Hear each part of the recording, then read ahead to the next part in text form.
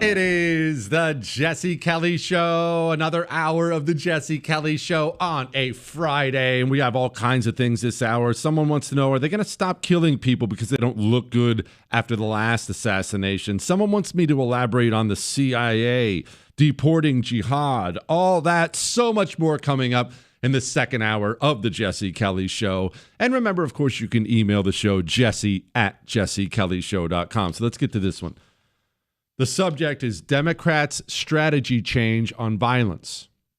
Jesse, after the dirty commies turned Charlie Kirk into a political martyr, do you think they'll adapt and try to make future attacks look less brazen and political, like an accident or a street crime?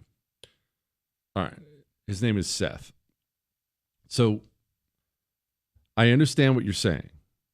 From a grand strategy standpoint, if you're one of these communists, you're looking at the Charlie Kirk assassination, and look, on top of everything else, it would be hard to take it as anything but a complete disaster for you. A complete disaster for you. There are Turning Point USA chapters sprouting up all over the country now by the thousands. They're fielding requests everywhere.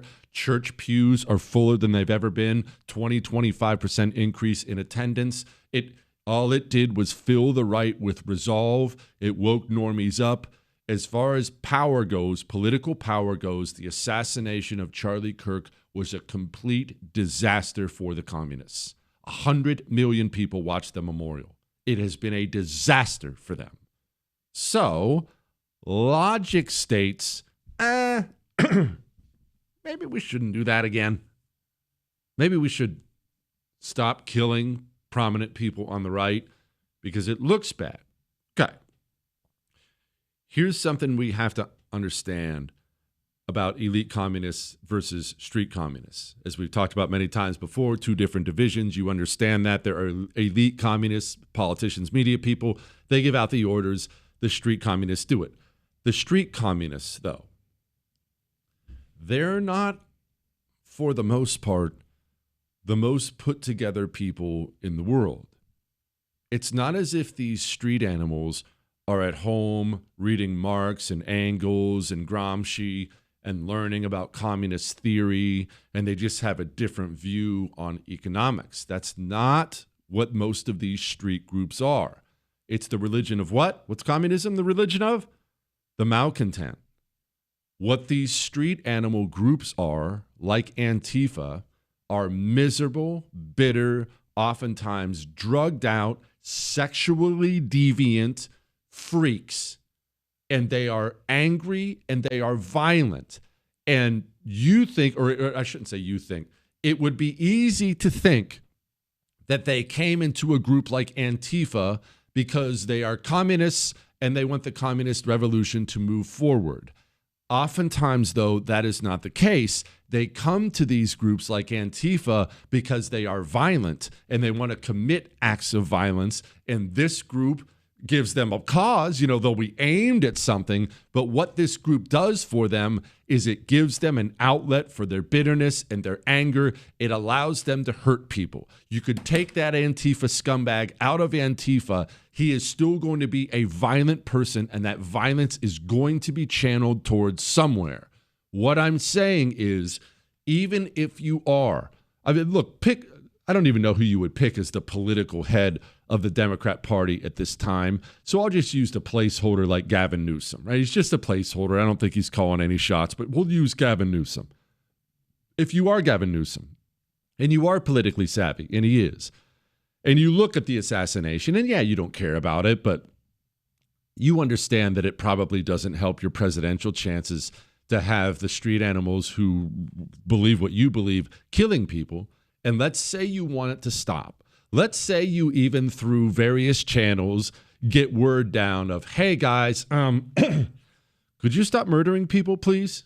It would be great for my presidential campaign if you didn't murder people. Even if he's tried to put the word out there like that. Well, you can't stop a killer. They are there so they can commit acts of violence. These are, have you ever, I want to encourage you if you haven't, and you probably have already seen this before, Have you ever looked at those group mugshots at times when Antifa gets arrested? They'll arrest 5 or 6 of them. Have you ever seen them? There's all kinds of, if you look, you can go look it up right now on the internet as long as you're not driving and look at them. I'm not even going to specify one because I don't have to specify one. Go look up a group mugshot where the masks are off, the black clothing is off, and look at those freaks. Do you think if orders come down from Gavin Newsom, hey, could you calm down? Do you think those freaks are going to set aside violence? They're there for the violence. That's the whole point. I have talked about the street animals, the street communists in this country many times before as they are Frankenstein's monster. The Democrat Party, the communists in the media who are with them, they are obviously the ones who helped create that monster with the endless Nazi, endless rhetoric like that, ginning these people up, getting them revved up. But something happened along the way. Now, elite communists have a great deal of fear of the street communists because the street communists are savages. They are violent animals. Chuck Schumer is actually a great example of this. Chuck Schumer's always been a scumbag, and he's a total lizard person who doesn't believe in anything. I got all that. But Chuck Schumer's rhetoric in the last 10 years, I would say, Chuck Schumer's rhetoric has sounded less like a standard Democrat and more like AOC, more like Jasmine Crockett. Why? Did Chuck Schumer go to the left? This guy doesn't believe in anything, not left, right, or anything. He believes in being a powerful senator. That's what he believes in. So why does he talk like that now? Why get up and give speeches talking about reaping the whirlwind? And why does he speak like that now? He has to. He doesn't have a choice. If he doesn't, AOC is going to primary him, and the animals who make up the Democrat base are going to choose her over him because she will get up and loudly proclaim, we need to end capitalism and all Republicans are Nazis. And she will get up and say all the things he is unwilling to say, so he has to be willing to say it. This has had an effect where now the most violent people demand this stuff. Why do you think Democrat members of Congress and wannabe members of Congress across the country are showing up at ICE facilities and loudly protesting and in some cases assaulting ICE agents? Remember, what's her name? Shriver? LaMonica? I forget her name. That one congresswoman who assaulted an ICE agent on camera. Why are they all doing this? Are they all really angry about deportations? Are they all really that committed to it? No, that's how you get elected in the Democrat Party. Yeah, I may get arrested. Shoot, I may even be looking at a charge. But how good do I look for the animals who vote for me? I'm the Democrat congressman who showed up at the ICE facility and I assaulted one. Vote for me. That's how truly demonic and deranged the party has become. This was a long way of saying, I do not believe the assassinations will stop because I do not believe the street animals can be controlled. Now, you've been giving them orders for 10 years. For 10, 15 years, you've been telling them that this is the end of the world. We're up against Nazis. We're up against Nazis. Are you strike ready? Are you street ready? What's your risk tolerance? Remember that Jay Appel cut I've played over and over and over again on the show? We've got to be strike ready. We got to be ready. We got to be ready. It's Nazis. The situation is dire. Nazis, it's dire. Nazis, it's dire. Oh, you have it? Go ahead, Chris. How do you walk this back? We might call this getting strike ready. I think of it as getting us strike ready or street ready. And part of that is understanding our own strength. And as we develop that strength, being able to assess our risk tolerance, because we know that risk tolerance increases as the severity of the situation increases and as our own understanding of what's happening increases. So overall, the more we understand what's effective, what the risks are, and who's ready to participate, the more impact we can have. Can she step up to the podium now after rhetoric like that, endless rhetoric like that, and say, hey, guys, let's dial it down, huh? Hey, hold on. We don't have to gather outside of an ICE facility. That makes us look bad. She can't do that. The animals have been let loose. You can't pull them back in now. We'll see where we're going. All right. Let's talk about the CIA. Let's talk about deporting jihad. Man, what a show tonight.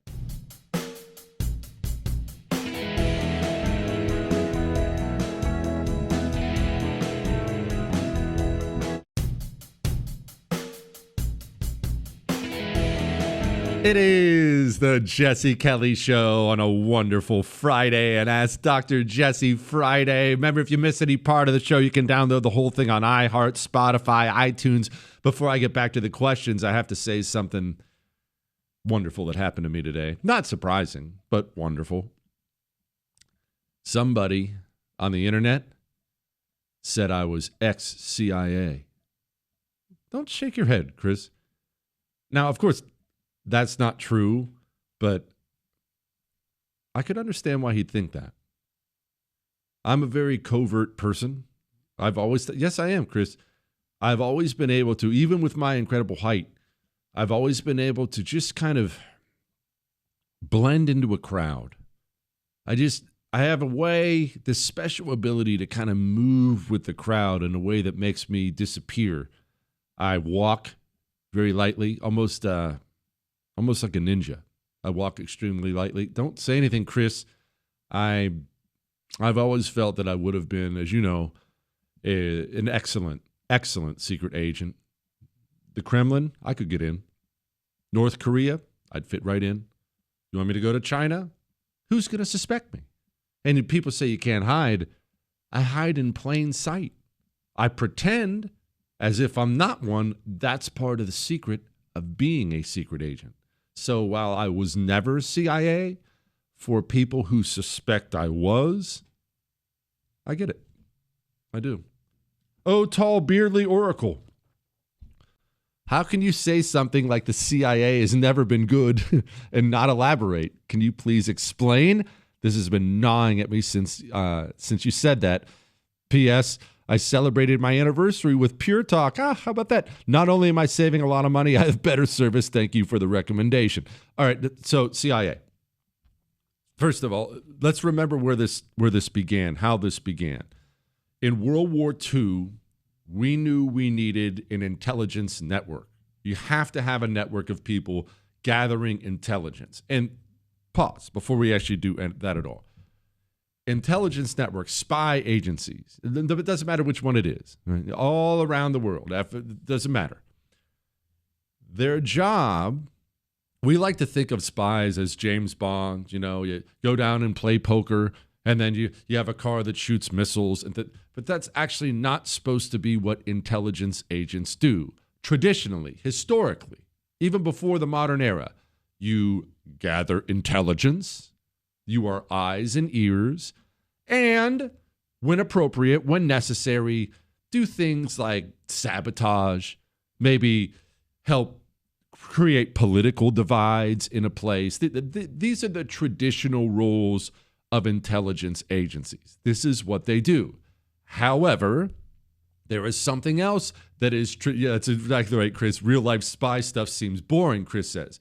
But okay, so remember I told you my story about how they attempted to recruit me into military intelligence when my 4 years in the Marine Corps was about to be up, and they invited me down and they showed me their intelligence room and things like that. And as you can imagine, I'm an idiot, so I'm asking questions about exploding pens and stuff like that, and I want to know spy stuff.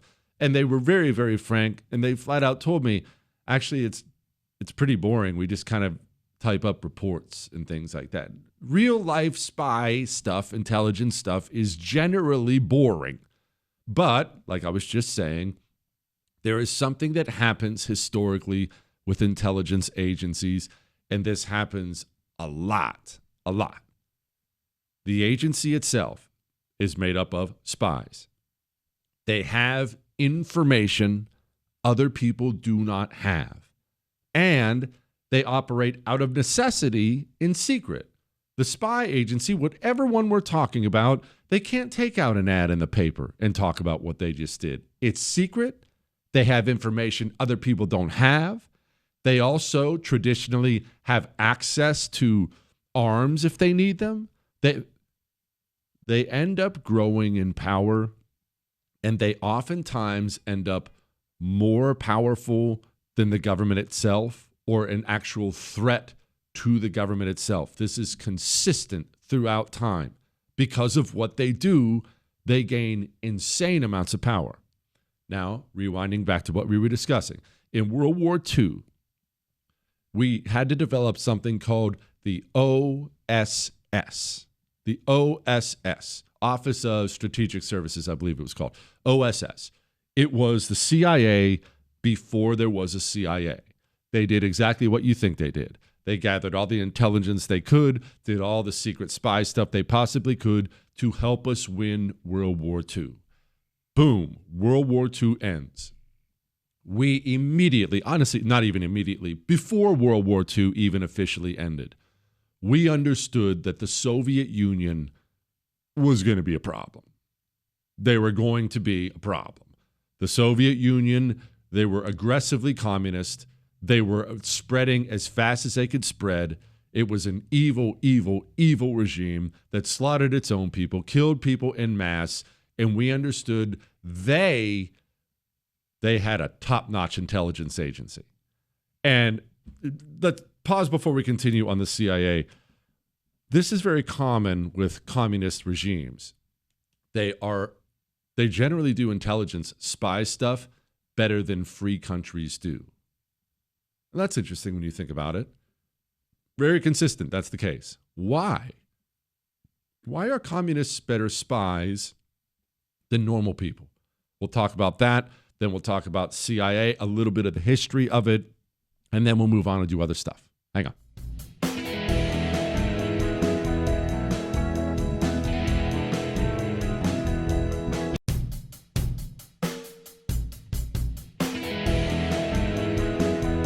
It is the Jesse Kelly Show on a wonderful Friday. Remember, you can email us, jesse@jessekellyshow.com. We're actually talking a little bit about CIA, history of intelligence agencies.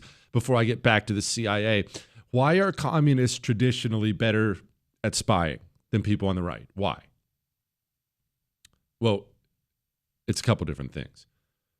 One, they're religiously committed to it. That's a big thing. It's a very, very big thing. Remember, it's a religion for them. But two, and this really comes into play, what have we always talked about when it comes to communists and lying? Lying is a necessity with spying. That rhymed, Chris. Did you see that? What? That lying is a necessity with spying. For communists, it's second nature. That's required of them. You lie. You lie all the time. They're naturals at it. All right, back to the CIA, though. After World War II, we had an OSS. They knew the Soviet Union was going to be a problem. They knew they had to create a counter-spy agency. Our government did, or I should say they thought they did, and they probably did. They came up with, obviously, Central Intelligence Agency. Now, pause. William Donovan is the man who was running the OSS in World War II. And he's really the one who created the CIA, or was in charge of creating the CIA. And there's a great quote, and I've never been able to verify if this quote was actually his, but there's a great quote from him in the movie The Good Shepherd. It's a movie about kind of essentially the creation of the CIA. I love that movie. Everyone else who ever watched it hated it, but I thought it was wonderful. And there is a lot of factual stuff in it. And he has this great quote when he's talking about creating the Central Intelligence Agency. He said, "I'm very worried. I want this to be America's eyes and ears, not its heart and soul." He's a man who understood intelligence agencies can very, very quickly get way, way out of control. Now you have the Central Intelligence Agency, and they're going up against the Soviet Union, and they're spying and they're counter spying and they're doing things like this.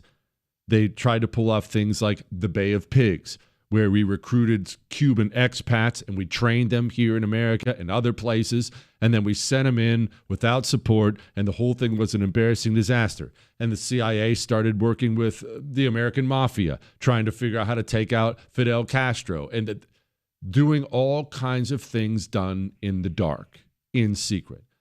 When I said I'm not sure, I never said they were always bad. When I said I'm not sure the CIA's ever been good, that was probably an overstatement, but it is an organization that is the largest, most powerful spy agency in the world.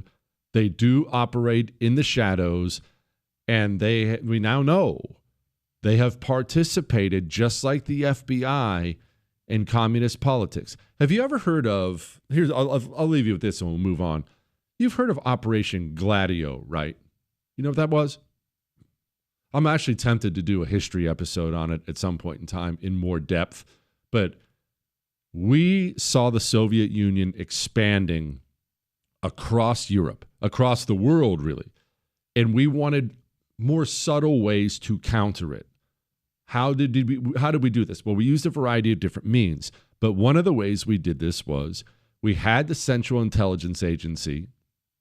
We had them fund and train violent right-wing street groups in countries where the Soviet Union was gaining influence. These right-wing street groups would beat people up, vandalize things. They would do things essentially Antifa is doing in America today, only Antifa is a left-wing group. My buddy Mike Benz talks about this all the time, and Mike Benz, who knows more about this stuff than a lot of people, Mike Benz is extremely suspicious that Antifa is a continuation of Operation Gladio, only for the other side. We know that all this information has come out about Operation Gladio. We know that's what the CIA was doing. As far as funding the right-wing groups and right-wing violence in different countries. We know all that. We know that. Are they involved with Antifa? I don't know. It's an organization not to be trusted by any means. Not saying at all everything they've ever done is bad or anything like that, but I'm not sure it's an organization that's on the up and up, and that's putting it mildly. Color me skeptical. Hey, Jesse. Why don't we actively deport individuals who continuously promote jihad, including politicians? Isn't this insurrection speech? It is insurrection speech, but we have a useless, pathetic, weak organization. It's known as the Republican Party. And the Republican Party, they'll run right up to the point where they can actually do something about what's happening in the country, and then they will famously wuss out like always. It is beyond belief to me that we have a town in the United States of America, Dearborn, Michigan, that has the Muslim call to prayer multiple times a day. And people who don't understand America's history, they will tell you to the blue in the face that, well, it's freedom of religion. That's not at all what the founders were talking about when it comes to freedom of religion. They were not talking about allowing a foreign religion to come conquer an American city and run everyone else out. That is crazy talk, but you can't get Republicans to be bold and speak like that. So we're stuck with what we're stuck with here. Hey, Jesse, I'm 12. I love the show. I'm wondering what I can do to not let the communists take over our beautiful country. Says I can say his name. His name is Talon. Well, Talon, I appreciate you very much. I appreciate that spirit you have. Have you looked into possibly creating a group in your school? Maybe even a TPUSA group? I'll tell you, teenagers in my kids' school are creating it right now. There are all kinds of things you can do with your friends, with people you know, to help get this country back on the right track. So maybe look into that. And remember something, Talon, growing up, learning, remember, you're going to have to educate yourself on things, learning about the capitalism and the Constitution and America's founding, learning all these things is a critical part of your role if you want to be involved. You're going to have to be knowledgeable and get married and start a family when you grow up. The best anti-communism there is a man marrying a woman, making babies, and raising them right. The nuclear family unit is the greatest threat to communism in every country where it's ever taken root, and the communists know it. That's why they have attacked the American family without end in this country. They understand their great threat are nuclear families staying together, raising solid human beings. You take a child raised in a solid nuclear family with solid values, the chances that child is going to end up as a recruit in the Communist Party are low. Not impossible, but low. You take some child who's a complete disaster, drugged out parents, messy childhood, a child who's mixed up. That child is a prime recruit for the communists. Grow up, gain knowledge, be an activist when you're young. You don't have to wait till you're older. Find yourself a dime when you're old enough. You're 12 years old now. Find yourself a dime who loves you, supports you, put a ring on her finger, and make some babies with her. After you're married, make some babies with her. All right?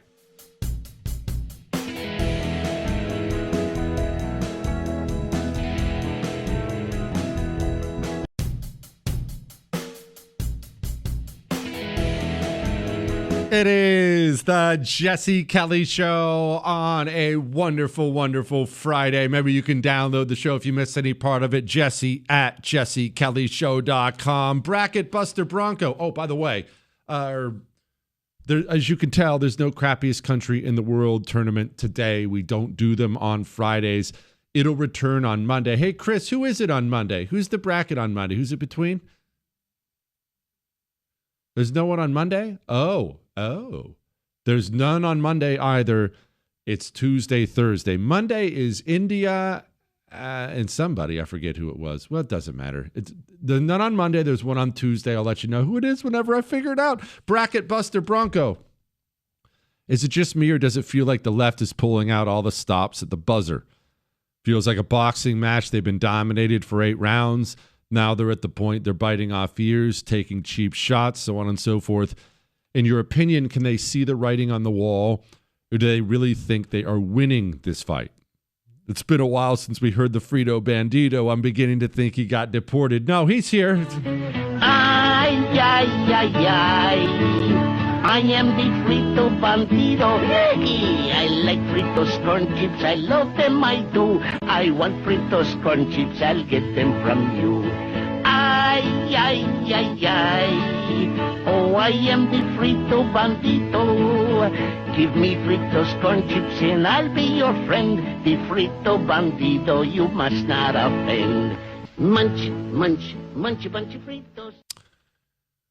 All right, so yes, they are desperate.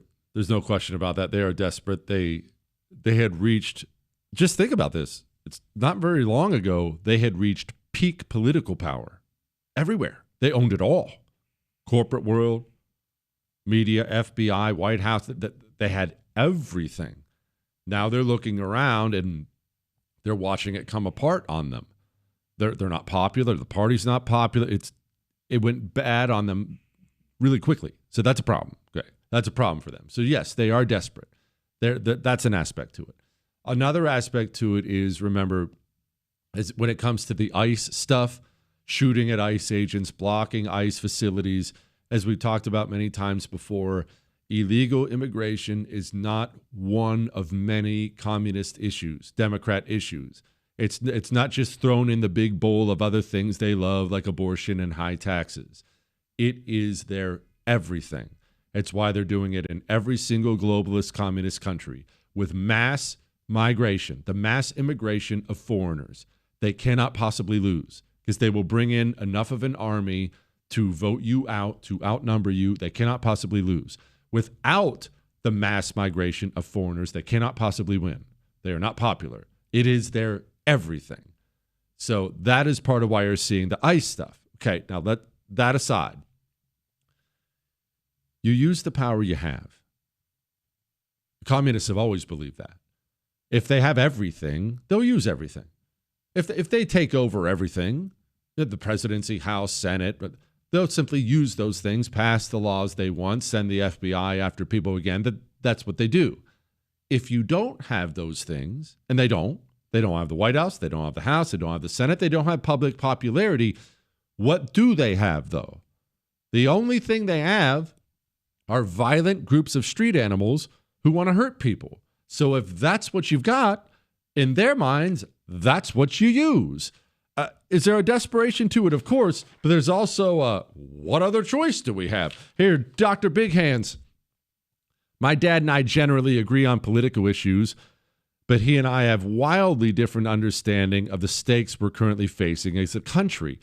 You could say he's not been Jesse-pilled like I have. He does not share my desire to act quickly against those who must be indicted. He does not share my desire to infiltrate Antifa and arrest every member. And he thinks if Trump just does these things that the media will portray him negatively and Republicans will lose in the midterms. He has repeated the line, stay the course, it's working, even as leftist militants have assassinated Kirk and shot up an ICE facility and terrorized an ABC affiliate. How can I convince my dad that he is dead wrong, that speed is essential, that ruthless action against those who want us dead is needed now, and that the liberal media is no excuse for inaction? Thank you for everything you do. It says not to say his name, and I won't. Okay, so I don't know that you have to convince him. I don't know that you have to. Remember, there are always going to be a large quantity of bystanders in our little cultural war we're having in any country, but definitely the one we're having in this one. There are going to be people who are 10 miles behind you. They don't understand what you understand. It doesn't mean they're stupid. It doesn't mean they're bad people. And it also doesn't mean you have to bring them all up to speed, because that's not humanly possible. Older people, and this is not universal, believe me, there are some 90-year-olds who listen to this show who are more hardcore than I am, but in general, the older you are, the less likely you are to be able to accept where we are as a country, because you lived most of your life and it wasn't like that. There were years and years and years. If you look at most of the 20th century, if you look at the 1900s, I'll be honest with you, there were all kinds of Democrats I could have voted for in the past. I'm not saying I would have been a Democrat. It's not like they were ever on the right, but all kinds of Democrats were relatively normal human beings, Southern Democrats, people with values, not these communist animals. So if let's say you're 80 years old, for most of your life, maybe even if you were a Republican most of your life, Democrats aren't evil. Oh, we disagree on things like unions and stuff like that, but not evil. That's a good point, Chris. We've brought this up before. Go watch JFK's speeches. Listen to how that man spoke about America, how much he loved it, how much he talked about its greatness. There's not a single elected Democrat in the United States of America who talks like that anymore, because it's the anti-American party. But it's hard, very, very hard, if things have always been a certain way, to accept that they've changed. If you've loved Reese's peanut butter cups your entire life, that's been your go-to candy your whole life. Reese's peanut butter cups, over and over and over and over and over again. And Reese's changes the recipe, and now they don't taste as good anymore. If you've been eating Reese's peanut butter cups for 60 years, even if your tongue is telling you it tastes different, your mind probably won't be able to accept it. That's how it goes. All right. We still have an hour. Let's have fun in this hour.